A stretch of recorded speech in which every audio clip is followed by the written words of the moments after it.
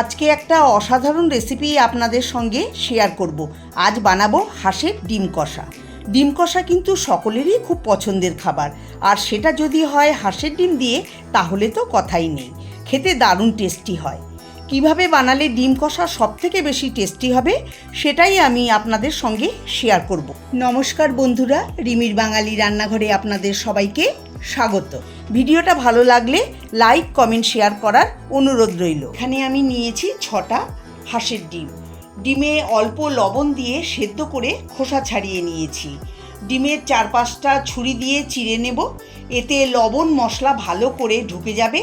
এছাড়া ডিম ভাজার সময় ডিম ফাটে, যদি এইভাবে চিড়ে নিই তাহলে ডিম ভাজার সময় আর ফাটবে না। মিক্সিং জারে দিয়ে দেবো 1 ইঞ্চি আদা ছোট ছোট টুকরো করে, দিয়ে দেবো 5 কোয়া রসুন, কাঁচা লঙ্কা 2টো, জল দিয়ে মিহি করে বেটে নেব। এখন একটা মশলা তৈরি করে নেব। বাটিতে দিয়ে দেবো 1 চা চামচ জিরের গুঁড়ো, 1/2 চা চামচ ধনের গুঁড়ো, 1/2 চা চামচ লঙ্কার গুঁড়ো, 1/2 চা চামচ হলুদ গুঁড়ো, সুন্দর কালারের জন্য দেবো 1 চা চামচ কাশ্মীরি লঙ্কার গুঁড়ো, এতে ঝাল হবে না।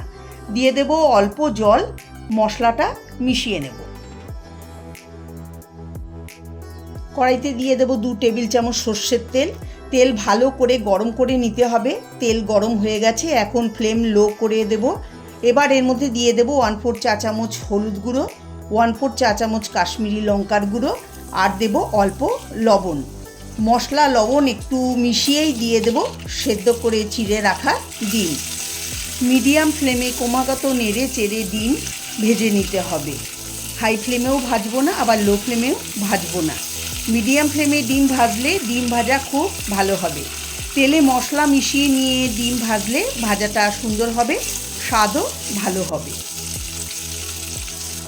দেখুন ডিম ভাজা হয়ে গেছে, এখন তুলে নিচ্ছি। তুলে একটা পাত্রে রেখে দেব। ডিমটাকে কিন্তু এরকম সুন্দর করেই ভাজতে হবে। কড়াইতে দিয়ে দেব আরও 2 টেবিল চামচ সর্ষের তেল। তেল গরম হলে ফোড়নে দিয়ে দেব 2টো ছোট এলাচ, দারচিনির টুকরো 1টা, তেজপাতা 1টা, 1/2 চা চামচ গোটা জিরে। 30-40 সেকেন্ড ফোড়নটাকে ভেজে নেব। ফোড়নের থেকে যখন সুন্দর গন্ধ বেরোবে তখন দিয়ে দেব 2টো মিডিয়াম সাইজের মিহি করে কুচিয়ে নেওয়া পেঁয়াজ। মিডিয়াম ফ্লেমে নেড়ে চেড়ে পেঁয়াজ ভেজে নিতে হবে, তাহলে ভাজাটা সুন্দর হবে আর সব পেঁয়াজ সমানভাবে ভাজা হবে।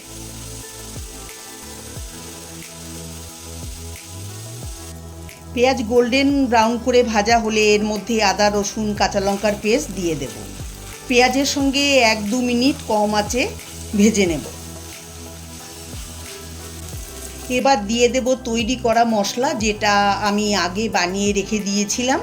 দিয়ে দেব একটা বড় সাইজের টমেটো মিহি করে কুচিয়ে, তার সঙ্গে দেব স্বাদ মতো লবণ। পেঁয়াজের সঙ্গে মশলা টমেটো মিশিয়ে দেব। কম আঁচে 3-4 মিনিট মশলা টমেটো কষিয়ে নেব।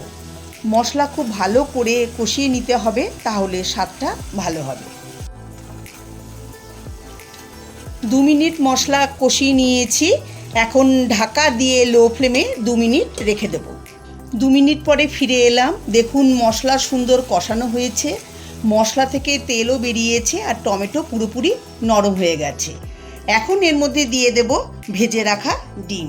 লো ফ্লেমে মশলার সঙ্গে ডিম ভালো করে কষাবো, ডিমের মধ্যে যেন মশলা ঢুকে যায়। আপনারা রেসিপিটা অবশ্যই বাড়িতে ট্রাই করবেন, আর কেমন হয়েছে কমেন্ট করে আমাকে জানাবেন। মশলা ডিম কষানো হলে মধ্যে দিয়ে দেব 1 কাপ গরম জল। এতে জলের পরিমাণটা কমই দেব, কারণ এটা মাখো মাখো হবে। দিয়ে দেব 2টো কাঁচা লঙ্কা চেরা, আর দেব 1/2 চা চামচ গরম মশলার গুঁড়ো।